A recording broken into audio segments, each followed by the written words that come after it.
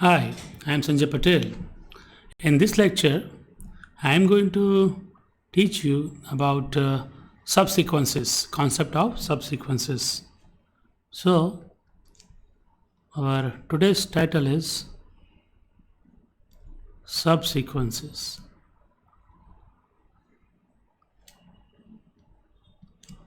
And this,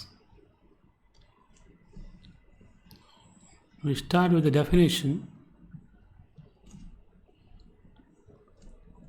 Say,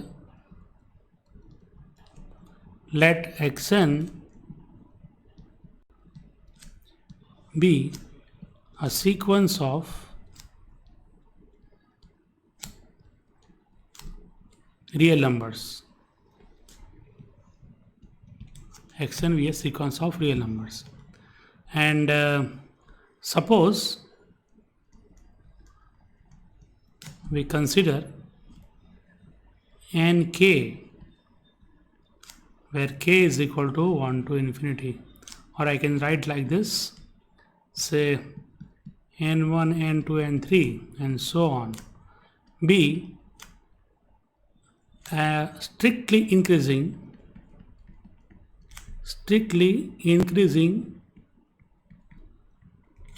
sequence of positive integers.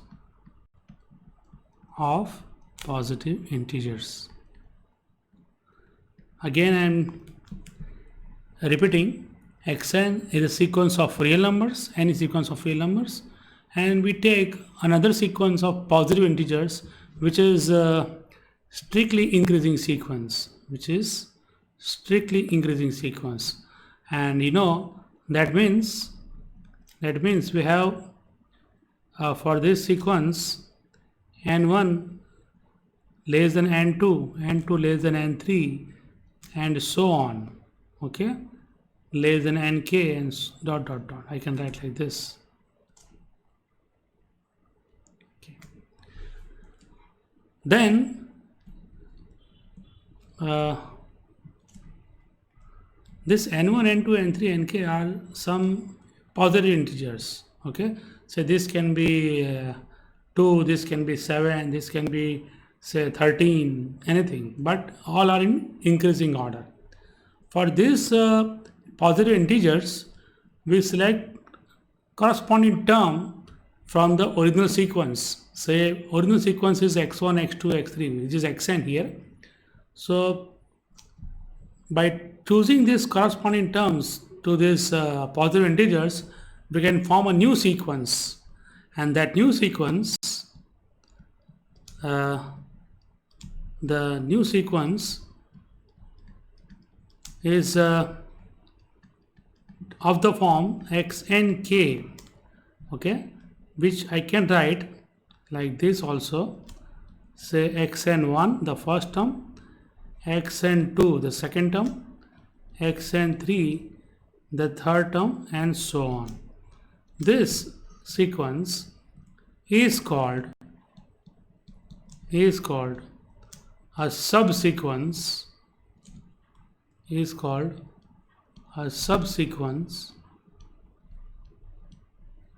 of the sequence xn. Let us understand this definition in a simple way. Suppose I have some sequence like this xn, say x1, x2, x3, x4 and so on. We can have x10 and so on. This is our given sequence. Now I take another sequence nk of positive integers like this. That can be any positive integers, but in the increasing orders. Suppose I want to take 3 first, then I will take say 7, then 11, then 25, then 49, 99 and so on. It can be in any order. So What is this? This is my first positive integer n1. Let me write like this. This is my first positive integer n1. This is second positive integer n2. This is the third positive integer n3, n4, like this. And note that n1 is less than n2 is less than n3, and so on. Okay. So what I'm going to do is, first, corresponding to each of this positive integer, I select one term from the main sequence. This is our original sequence. This is original sequence. So for n1 equal to 3, I will take my first term x3. Okay. Then for n2 is equal to 7, I will take my second term as x7. For n3 is equal to 11, I will choose x11 from somewhere here, say like this. The next term would be x25, and so on. Okay. So what I'm getting here is, this is my xn1, this is my xn2, this is xn3, this is xn4, and so on. So we have this new sequence formed from the original sequence, and this new sequence is actually our subsequence of the given sequence. So subsequence is nothing but a sequence which is extracted from the given sequence. So I can take one particular example also, like this. Let us take a sequence xn is equal to, say, 2n minus 1. So we know the terms of this sequence are, say, x1, x2, x3. If you denote like this, they are, say, first term is 1, then 3, then 5, 7, 9, and so on. So this is our original sequence. This is our original sequence.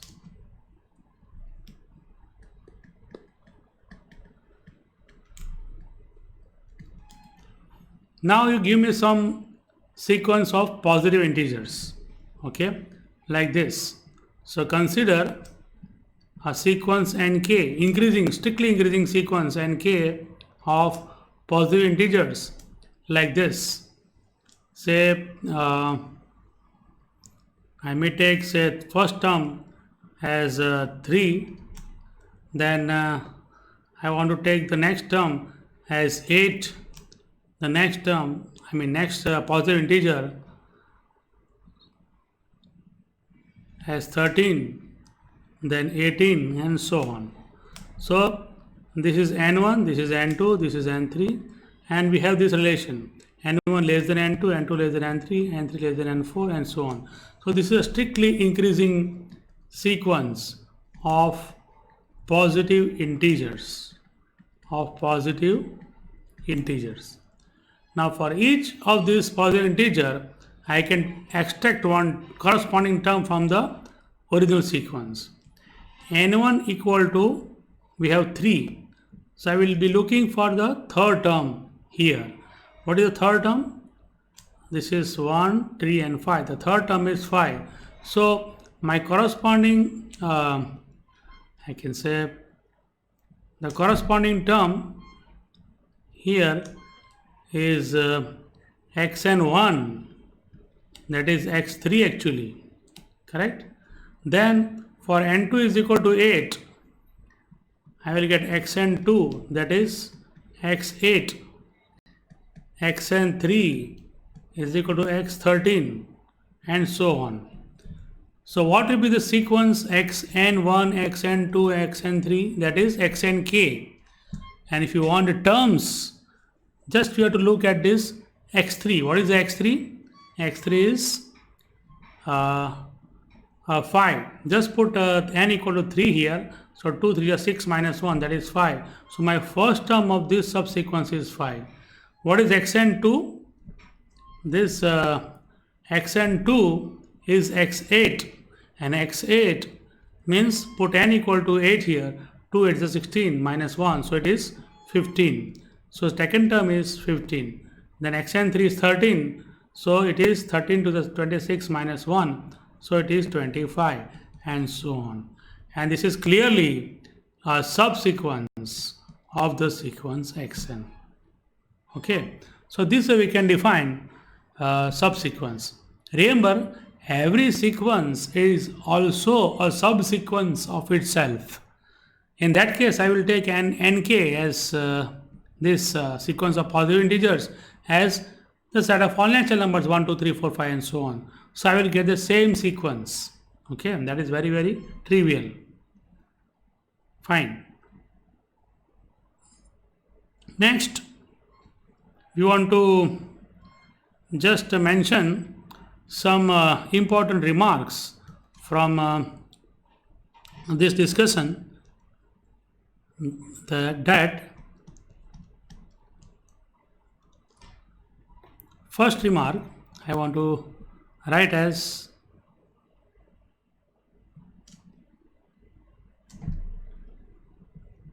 this nk. Remember, this nk is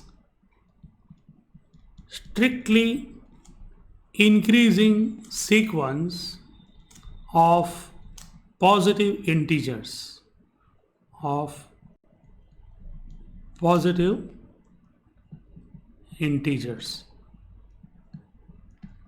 Okay, so we have this relation between these all numbers, n1 less than n2, n2 less than n3 and so on, less than nk, nk less than nk plus 1 and so on.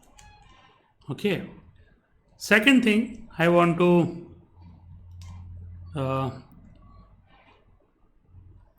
mention that if you see the relation between the number n1, okay, and the subscript 1, then we have this relation. Remember that this is always true.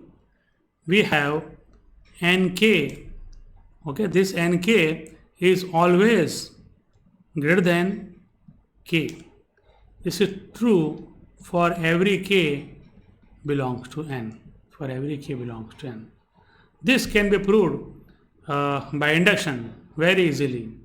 We'll prove it, but just let me explain in that previous example. See here.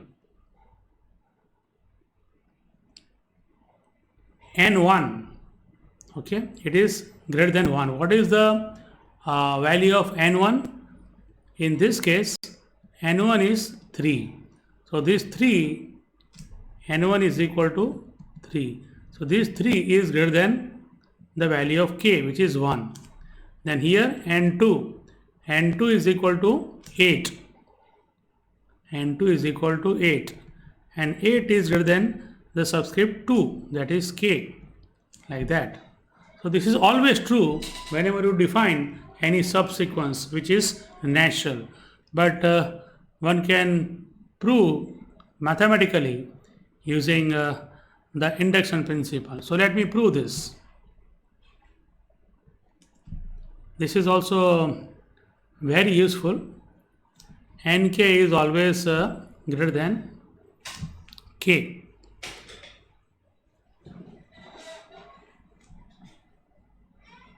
Greater than or equal to, this can be, yes, equal also.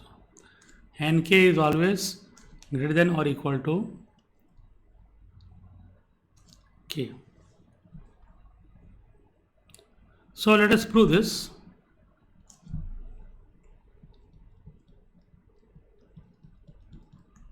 Proof. Our statement is this. I can call pk nk greater than or equal to k. Okay, so first step, we verify it for k is equal to 1. For k is equal to 1, we have n1. Okay, this is the LHS, and this is 1.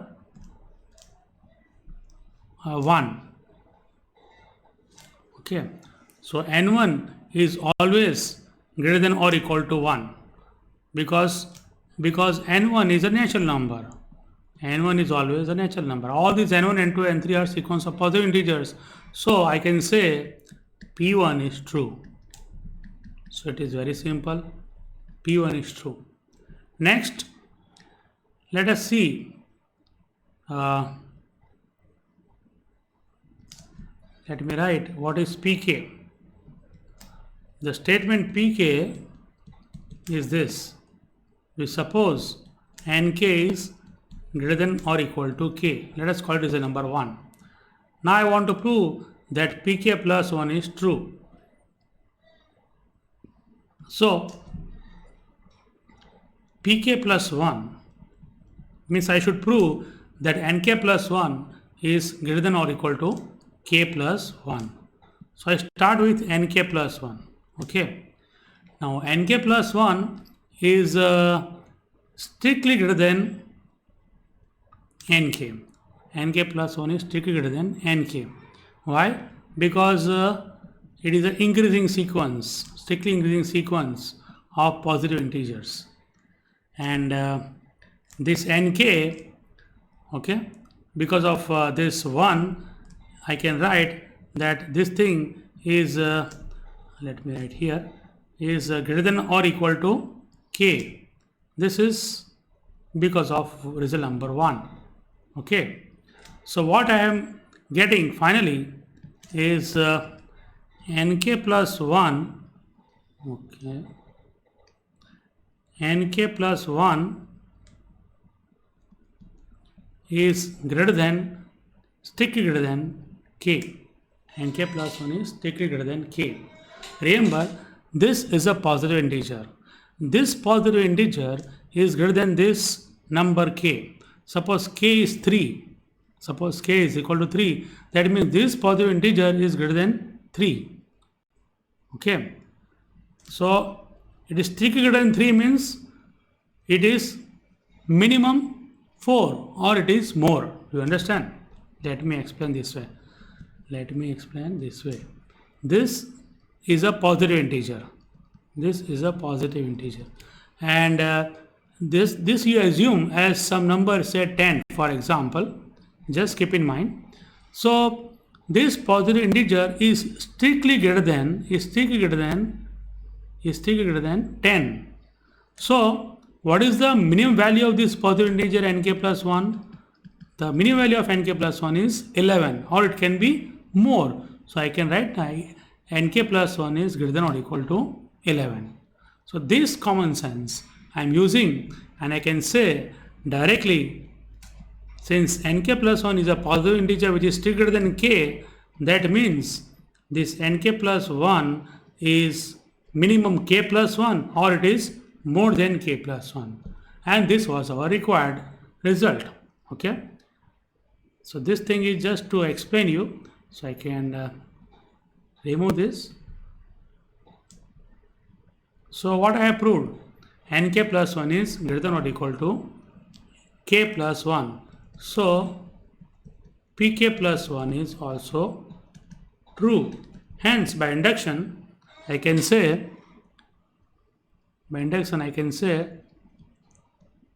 that Nk plus 1 is, by induction we can say that the required result Nk greater than or equal to k for every k belongs to n. This thing is proved. Okay. So remember this.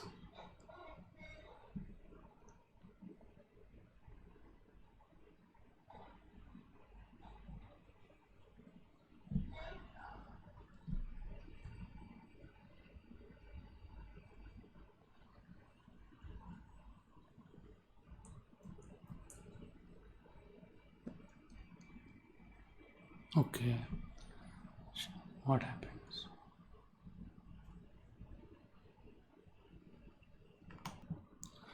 So we have proved this result.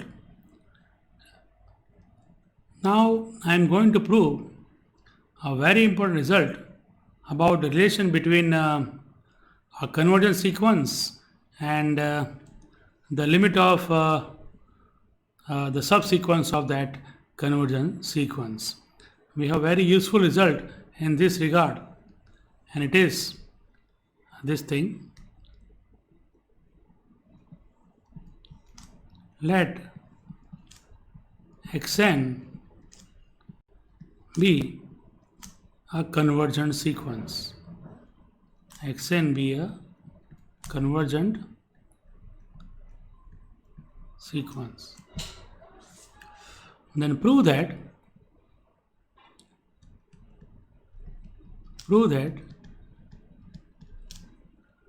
xn converges to x if and only if every subsequence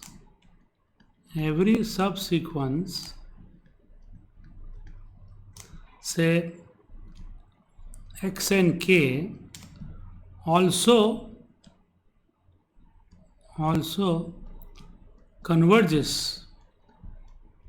converges to the same limit x. That is, I can write the meaning of this statement as xn k also converges to x.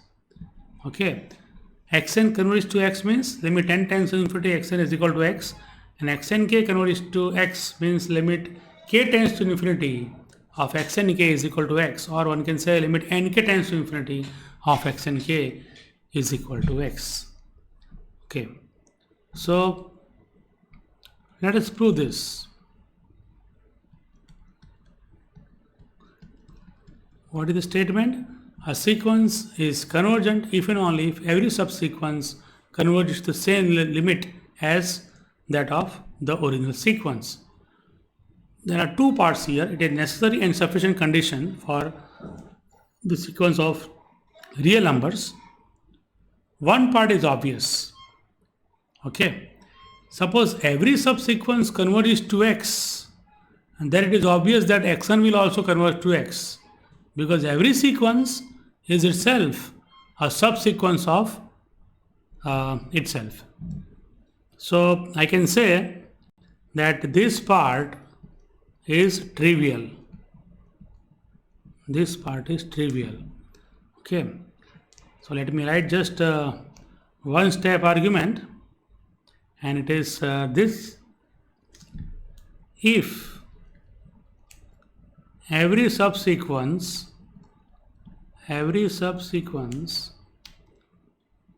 of xn, of the sequence xn, converges to x, then the sequence xn also converges to x. The reason is because I can write that every sequence is a subsequence of itself. A sequence is a subsequence of itself. So this is the important reason. If every subsequence of xn, say xnk, every xnk converges to the same number x, sequence xn is also a subsequence of xn. So therefore it also converges to x. So nothing to prove. It's very trivial. So this part is over. Now the converse are the main part. What we are going to prove now is this. What is given? We are given that the sequence xn converges to x. And what is to prove? We want to prove that every subsequence, if I take xn k, any subsequence of xn, then xn k also converges to x, where xn k is a subsequence of xn. So let us start like this.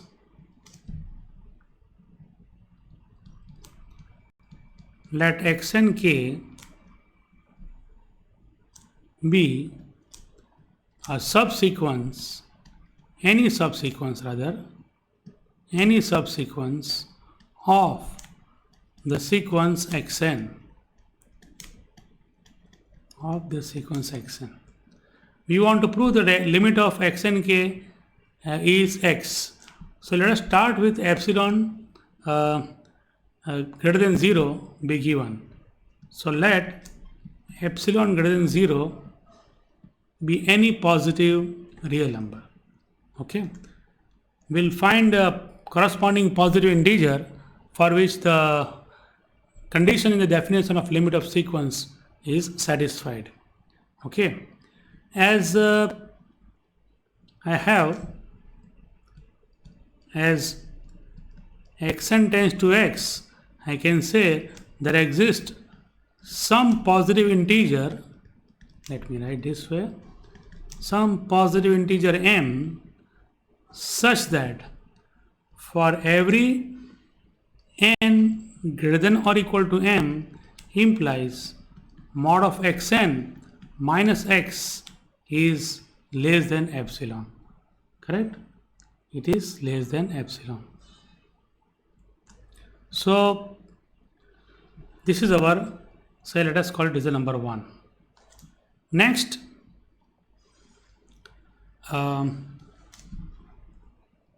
I choose any k which is greater than m. So suppose k is any natural number or a positive integer such that k is greater than or equal to, say, m. K is greater than or equal to m. Then I can write this implies nk is greater than or equal to m. Why? Because we have already proved in that notes above that nk for a subsequence, the subscripts nk is a increasing sequence of positive integers which is satisfying this condition. Nk is always greater than or equal to k for every k. So nk is greater than k and k is greater than or equal to m. Combining these two, we will get nk is greater than or equal to m. What is nk? Nk is a natural number. This nk is a natural number which is greater than this positive integer m. Now you apply the result number 1 here. So what you will get is, this implies if you put nk in place of n, because it is satisfying this condition, what we have written in 1, whenever any integer n is greater than or equal to m, we have xn minus x is less than epsilon. So nk is greater than m, so I can write this implies mod of xnk minus x is less than epsilon. This is because of result number 1. Correct? So what we have proved? For any positive integer k which is greater than m, I have proved that xnk is xn mod of xnk minus x is less than epsilon. Okay. So thus this shows that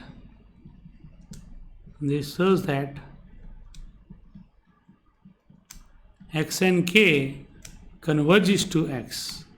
Okay, hence the result is proved. Hence the theorem is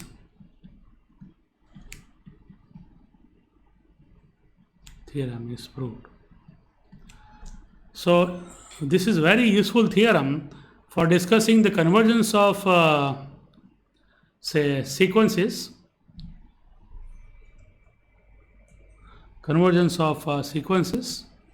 let us recall the statement. What we have written here is,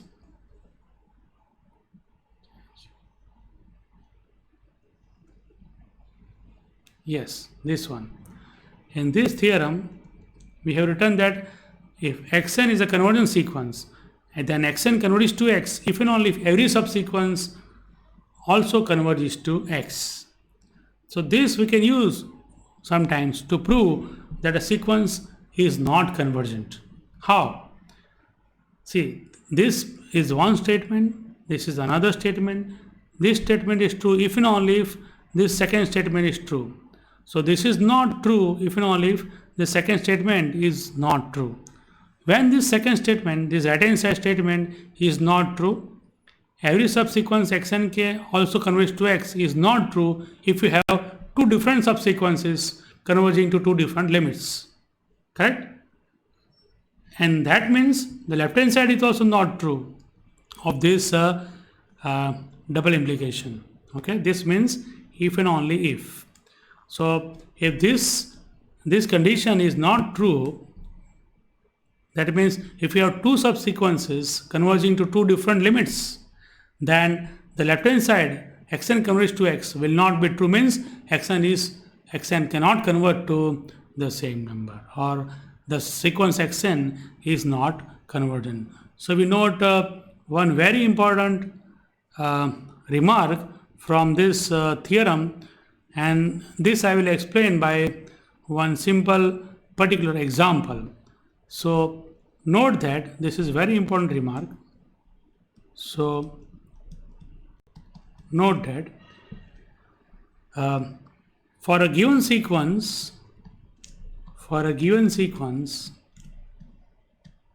xn, if we have two different subsequences,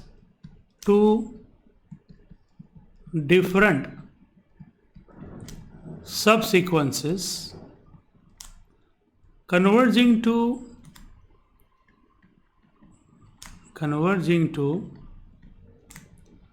two different limits,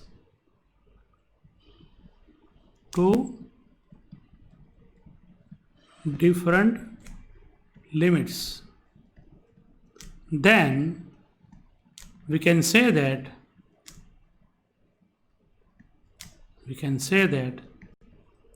the sequence xn is not convergent. The sequence xn is not convergent. So let me highlight the main points. For a sequence xn, if we have two different subsequences converging to two different limits, this is important, two different limits, then the sequence xn is not convergent. One particular example to understand this remark is again that our famous sequence, say xn is equal to minus 1 raised to n, that oscillatory sequence. Okay, we know what is this sequence. This sequence has the terms minus 1, plus 1, minus 1, plus 1, minus 1, and so on. Okay, so if I take only say the odd places terms, means if I take minus 1, that is the first term, then the third term, then the fifth term, so I will get one subsequence minus 1, minus 1, minus 1, and so on. This is one subsequence which is a constant sequence, and therefore it is clearly converging to x. It is converging to minus 1 itself. Minus 1, minus 1, minus 1 is a constant sequence, and therefore it is converging to the now constant number minus 1. Okay, same way we have this even places terms, that is second term, fourth term, then sixth term, and I will get this subsequence 1, 1, 1, which is again a constant subsequence of the given sequence and is clearly converging to plus 1. So we have obtained two different subsequences converging to two different limits. So from the above theorem, I can say that the sequence thus xn, this sequence is not convergent. This is not convergent. Okay. We can have another example also. Let me call this as 1. Say, consider the sequence xn is equal to sine n pi by 2. Okay, sine n pi by 2. What are the terms of this sequence? When you put n equal to 1, you will get sine pi by 2, that is 1. For n equal to 2, you will get sine pi, that is 0. For n equal to 3, sine 3 pi by 2 is minus 1. For n equal to 4, sine 2 pi, so 0. For n equal to 5, sine 5 pi by 2, so 1, and so on. Okay, so this string will continue 1, 0, minus 1, 0, 1, and so on. Okay, you know the values of sine function, and this is our original sequence. So this is my first term x1, this is x2, this is x3, and x4, x5, and so on. Now you can easily find out different subsequences of this sequence which are converging to two different limits. There are three possible subsequences. One can give this subsequence, say taking 1, 1, 1, these terms. See, it is not compulsory that we should take the terms to form a subsequence in a particular order. You can take randomly also. I take this first, this one, then this one. Again, we will get one in some other steps. So this you can form a constant subsequence 1, 1, 1 converging to 1. Okay, one can have this subsequence 0, 0, 0. So 0, 0, 0, 0 is another subsequence converging to 0. This is converging to 0. We have third subsequence, that is minus 1, minus 1, minus 1, and so on. So it is converging to minus 1. So we have found three different subsequences converging to three different limits. So therefore, the original sequence xn is not convergent. So I can say that xn, therefore xn is not convergent. Xn is not convergent. Okay, so we have introduced the concept of subsequences and proved one very important result, that a sequence is converging to x, then every subsequence of that sequence will also converge to x, and the converse is also true. And the application is, one can use that result to show that a subsequence is not convergent. Okay, so we'll talk more about subsequences and some related results later on in the next lecture. Thank you.